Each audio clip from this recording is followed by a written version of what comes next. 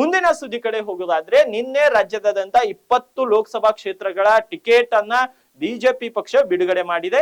ಅದರಲ್ಲಿ ಬಹುತೇಕ ಕಡೆ ಇವಾಗ ಟಫ್ ಫೈಟ್ ನಡೀತಾ ಇದೆ. ಒಂದ್ ಕಡೆ ಡಾಕ್ಟರ್ಗೆ, ಒಂದ್ ಕಡೆ ರಾಜನಿಗೆ, ಹೀಗೆಲ್ಲ ಟಿಕೆಟ್ ಹಂಚಿಕೆ ಮಾಡಿದೆ. ಕೆಲವೊಂದ್ ಕಡೆ ಹೊಸಬರಿಗೂ ಕೂಡ ಅವಕಾಶ ಮಾಡಿಕೊಟ್ಟಿದೆ. ಇನ್ನೊಂದು ಕಡೆ ಕೆಲ ಹಾಲಿ ಸಂಸದರಿಗೂ ಕೂಡ ಈ ಬಾರಿ ಟಿಕೆಟ್ ಅನ್ನ ಕಟ್ ಆಗಿರುವಂತದ್ದು ಭಾರಿ ರೋಚಕವಾಗಿ ಈ ಚುನಾವಣೆ ನಡೆಯಲಿದೆ. ಹಾಗಾಗಿ ಬಹು ನಿರೀಕ್ಷಿತ ಲೋಕಸಭಾ ಚುನಾವಣೆಗೆ ಬಿಜೆಪಿ 2ನೇ ಪಟ್ಟಿ ಪ್ರಕಟವಾಗಿದೆ.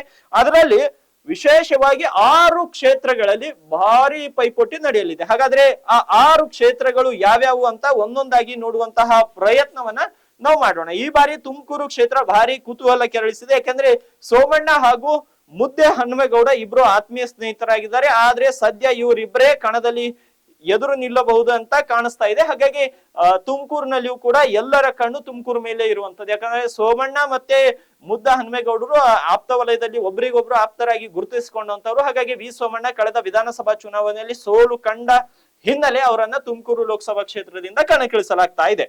ಇನ್ನು ಮೈಸೂರು ಮತ್ತು ಕೊಡಗು ಕ್ಷೇತ್ರ, ಇನ್ನು ಈ ಬಾರಿ ಪ್ರತಾಪ್ ಸಿಂಹಗೆ ಟಿಕೆಟ್ ಕಟ್ ಆಗಿರುವಂತದ್ದು. ಹಾಗಾಗಿ ಈ ಹೈ ವೋಲ್ಟೇಜ್ ಕ್ಷೇತ್ರದಲ್ಲಿ, ಮೈಸೂರು ಕೊಡಗು ಹೈ ವೋಲ್ಟೇಜ್ ಕ್ಷೇತ್ರದಲ್ಲಿ ಈ ಬಾರಿ ಯದುವೀರ ಕೃಷ್ಣದತ್ತ ಚಾಮರಾಜ ಒಡೆಯರ್ ಅವರಿಗೆ ಟಿಕೆಟ್ ಸಿಕ್ಕಿದ್ದು ಸದ್ಯ ಕುತೂಹಲವನ್ನ ಕೆರಳಿಸಿದೆ.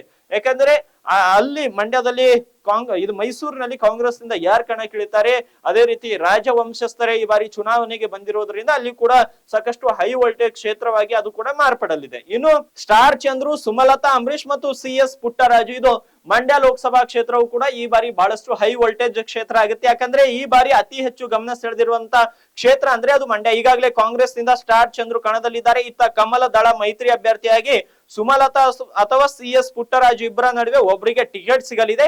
ಇದೇ ಕಾರಣಕ್ಕೂ ಮಂಡ್ಯ ಭಾರಿ ಸದ್ದು ಮಾಡ್ತಾ ಇದೆ. ಒಟ್ಟಾರೆ ಲೋಕಸಭಾ ಚುನಾವಣೆಯಲ್ಲಿ ಬಿಜೆಪಿ ಹಾಗೂ ಕಾಂಗ್ರೆಸ್ ಅಳೆದು ತೂಗಿ ಘಟಾನುಘಟಿಗಳಿಗೆ ಟಿಕೆಟ್ ಕೊಟ್ಟಿದೆ. ಅದರಲ್ಲಿ ಕೆಲವು ಅಭ್ಯರ್ಥಿಗಳನ್ನ ಆಯ್ಕೆ ಮಾಡಲಿದೆ. ಇದರಿಂದ ಘಟಾನುಘಟಿ ನಾಯಕರಿಗೆ ಹೈಕಮಾಂಡ್ ಬಿಗ್ ಶಾಕ್ ಅನ್ನ ಕೊಟ್ಟಿರುವಂತದ್ದು. ಇನ್ನು ಪ್ರತಿಷ್ಠೆಯ ಕಣ ಯಾವುದು ಅಂತ ನೋಡೋದಾದ್ರೆ DK ಸುರೇಶ್ ಕಾಂಗ್ರೆಸ್ ಮತ್ತು ಡಾಕ್ಟರ್ CN ಮಂಜುನಾಥ್ ಮೈತ್ರಿ ಪಕ್ಷದ ಅಭ್ಯರ್ಥಿ, ಅಂದ್ರೆ ಬಿಜೆಪಿ ಅಭ್ಯರ್ಥಿ ಇಲ್ಲ JDS ಅಂತ ಏನಾದ್ರೂ ತಿಳ್ಕೊಳ್ಳಿ. ಈ ಬಾರಿ ಅತಿ ಹೆಚ್ಚು ಕುತೂಹಲ ಕೆರಳಿಸಿರುವ ಕ್ಷೇತ್ರ ಅಂದ್ರೆ ಬೆಂಗಳೂರು ಗ್ರಾಮಾಂತರ. ಕಾಂಗ್ರೆಸ್ ನಿಂದ DK ಸುರೇಶ್, ಅವರ ಸಹೋದರ DK ಶಿವಕುಮಾರ್ ರಾಜ್ಯದ ಉಪಮುಖ್ಯಮಂತ್ರಿಯು ಕೂಡ ಮತ್ತು KPCC ಅಧ್ಯಕ್ಷರು ಕೂಡ ಆಗಿದ್ದಾರೆ. ಬಹಳಷ್ಟು ವರ್ಚಸ್ಸಿರುವಂತಹ ಹೈ ಪ್ರೊಫೈಲ್ ನಾಯಕ DK ಸುರೇಶ್ ಮತ್ತು DK ಶಿವಕುಮಾರ್ ಇಬ್ರು ಕೂಡ ಹೈ ಪ್ರೊಫೈಲ್ ನಾಯಕರು. ಒಂದು ಸರ್ಕಾರವನ್ನ ಕೆಡುವಷ್ಟು ಶಕ್ತಿ ಇರುವಂತಹ ನಾಯಕರು ಇವರು. ಹಾಗಾಗಿ ಇವರ ವಿರುದ್ಧ ಸಾಮಾನ್ಯವಾದಂತಹ ವೈದ್ಯ ನಾರಾಯಣ ಹರಿ ಅಂತ ಏನು ಸೇವೆ ಮಾಡ್ಕೊಂಡು ಬಂದಿರುವಂತಹ ಡಾಕ್ಟರ್ CN ಮಂಜುನಾಥ್ ಬಹಳಷ್ಟು ಸುಪ್ರಸಿದ್ಧ ಡಾಕ್ಟರ್ ಅಂತ ಗುರುತಿಸಿಕೊಂಡವರು. ಹಾಗಾಗಿ ಅದೇ ರೀತಿ ಅವರು ಕೂಡ ಒಕ್ಕಲಿಗ ಸಮುದಾಯಕ್ಕೆ ಸೇರಿದವರು ಆಗಿದ್ದರಿಂದ ಈ ಬಾರಿ ಬೆಂಗಳೂರು ಗ್ರಾಮಾಂತರದಲ್ಲಿ ಸಾಕಷ್ಟು ಫೈಟ್ ನಡೆಯಲಿದೆ ಅಂತ ಹೇಳ್ಬೋದು. ಇನ್ನೊಂದು ಕ್ಷೇತ್ರ ಅದು ಶಿವಮೊಗ್ಗ ಕ್ಷೇತ್ರ. ಶಿವಮೊಗ್ಗದಲ್ಲಿ BY ರಾಘವೇಂದ್ರ ಮತ್ತು ಗೀತಾ ಶಿವರಾಜ್ ಕುಮಾರ್ ನಡುವೆ ಟಫ್ ಫೈಟ್ ನಡೀತಾ ಇದೆ. ಈ ಬಾರಿ ಅತಿ ಹೆಚ್ಚು ಗಮನ ಸೆಳೆಯುತ್ತಿರುವ ಮತ್ತೊಂದು ಕ್ಷೇತ್ರ ಅಂದ್ರೆ ಅದು ಶಿವಮೊಗ್ಗ. ಮಾಜಿ CM BS ಯಡಿಯೂರಪ್ಪ ಪುತ್ರ BY ರಾಘವೇಂದ್ರ ಇದೇ ಕ್ಷೇತ್ರದಲ್ಲಿ ಸದ್ಯ ದೊಡ್ಡ ಮನೆ ಸೊಸಿ ಗೀತಾ ಶಿವರಾಜ್ ಕುಮಾರ್ ಕೂಡ ಇದ್ದಾರೆ. ಇಲ್ಲಿ ರಾಜಕೀಯದಲ್ಲಿ ದೊಡ್ಡ ಮನೆ ಅಂದ್ರೆ BS ಯಡಿಯೂರಪ್ಪನವ್ರದ್ದು ಮತ್ತು ಏನು ಸಿನಿ ಜಗತ್ತಿನಲ್ಲಿ ದೊಡ್ಡ ಮನೆ ಅಂದ್ರೆ ಡಾಕ್ಟರ್ ರಾಜ್ಕುಮಾರ್ ಅವ್ರದ್ದು. ಇವರಿಬ್ಬರ ಕುಟುಂಬದ ನಡುವೆ ಈ ಬಾರಿ ಫೈಟ್ ನಡೀತಿದೆ. ಚಿತ್ರರಂಗದ ದೊಡ್ಡ ಮನೆಯವ್ರು ಗೆಲ್ತಾರ ಇಲ್ಲ ರಾಜಕೀಯದ ದೊಡ್ಡ ಮನೆಯವ್ರು ಗೆಲ್ತಾರ ಅನ್ನೋದು ಸಾಕಷ್ಟು ಕುತೂಹಲಗಳಿಗೆ ಕಾರಣವಾಗಿದೆ. ಈ ಕ್ಷೇತ್ರದಲ್ಲಿ ಇವಾಗ KS ಈಶ್ವರಪ್ಪ ಅವರು ಕೂಡ ನಾನು ಕೂಡ ಸ್ಪರ್ಧೆ ಮಾಡ್ತೀನಿ ಅಂತ ಹೇಳ್ತಿದ್ದಾರೆ. ಒಂದ್ ವೇಳೆ ಅವರು ಸ್ಪರ್ಧೆ ಮಾಡಿದ್ರೆ ಬಿಜೆಪಿ ಅಭ್ಯರ್ಥಿಗೆ ಸಾಕಷ್ಟು ನಷ್ಟ ಉಂಟಾಗುವಂತಹ ಸಾಧ್ಯತೆ ಇದೆ. ಯಾಕಂದ್ರೆ KS ಈಶ್ವರಪ್ಪ ಕೂಡ ಬಿಜೆಪಿಯಲ್ಲಿ ಗುರುತಿಸಿಕೊಂಡಂತವ್ರು. ಬಿಜೆಪಿಯ ಕೆಲ ಕಾರ್ಯಕರ್ತರ ಜೊತೆ ಉತ್ತಮ ಸಂಪರ್ಕ ಅವ್ರಿಗೆ ಇರುತ್ತೆ. ಹಾಗಾಗಿ ಅವ್ರಿಗೆ ಕೂಡ ಡ್ಯಾಮೇಜ್ ಆಗ್ಬೋದು. ಆದ್ರೆ ಕಾಂಗ್ರೆಸ್ ನಿಂದ ಏನು ಗೀತಾ ಶಿವರಾಜ್ ಕುಮಾರ್ ಇದ್ದಾರೆ ಅವರ ಹೆಸರು ಫಿಕ್ಸ್ ಆಗಿರುವಂತದ್ದು. ಇನ್ನು ಬಸವರಾಜ ಬೊಮ್ಮಾಯಿ ವರ್ಸಸ್ ಅನಂತ ಸ್ವಾಮಿ ಗಡ್ಡೆ ದೇವರ ಮಠ. ಹಾವೇರಿಯಿಂದ ತನ್ನ ಮಗ ಕಾಂತೇಶ್ ಗಾಗಿ KS ಈಶ್ವರಪ್ಪ ಟಿಕೆಟ್ ಕೇಳಿದ್ರು.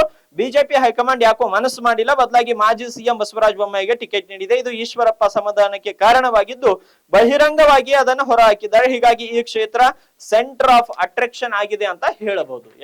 ಹಾವೇರಿ ಕ್ಷೇತ್ರದಿಂದ ಬಸವರಾಜ ಬೊಮ್ಮಾಯಿ ಅವರನ್ನ ಕಣಕ್ಕಿಳಿಸಿದೆ. ಕಳೆದ ಸರ್ಕಾರದಲ್ಲಿ ಅವರು CM ಆಗಿ ಕೆಲಸ ಮಾಡಿದಂತಹ ಬೊಮ್ಮಾಯಿ ಅವರಿಗೆ ಈ ಬಾರಿ ಪಾರ್ಲಿಮೆಂಟ್ಗೆ ಕಳಿಸುವಂತಹ ಪ್ಲಾನ್ ಬಿಜೆಪಿ ಪಕ್ಷ ಮಾಡ್ಕೊಂಡಿದೆ. ಹಾಗಾಗಿ ಹಾವೇರಿಯಲ್ಲಿಯೂ ಕೂಡ ಸಾಕಷ್ಟು ಕುತೂಹಲ ಕೆರಳಿಸುವಂತಹ ಸಾಧ್ಯತೆ ಇದೆ. ಇವು ರಾಜ್ಯದ ಪ್ರಮುಖ 6 ಲೋಕಸಭಾ ಕ್ಷೇತ್ರಗಳು, ಹೈ ವೋಲ್ಟೇಜ್ ಕ್ಷೇತ್ರಗಳು. ಎಲ್ಲರ ಕಣ್ಣು ಈ ಕ್ಷೇತ್ರಗಳ ಕಡೆಗೆ ಇದೆ. ಈ ಕ್ಷೇತ್ರಗಳ ಇನ್ನಷ್ಟು ಅಪ್ಡೇಟ್ಸ್ ಗಳನ್ನ ನಾನು ಮುಂದಿನ ಪ್ರೈಮ್ ಟೈಮ್ ನಲ್ಲಿ ನಿಮಗೆ ಕೊಡುವಂತಹ ಪ್ರಯತ್ನವನ್ನ ಮಾಡ್ತೀನಿ.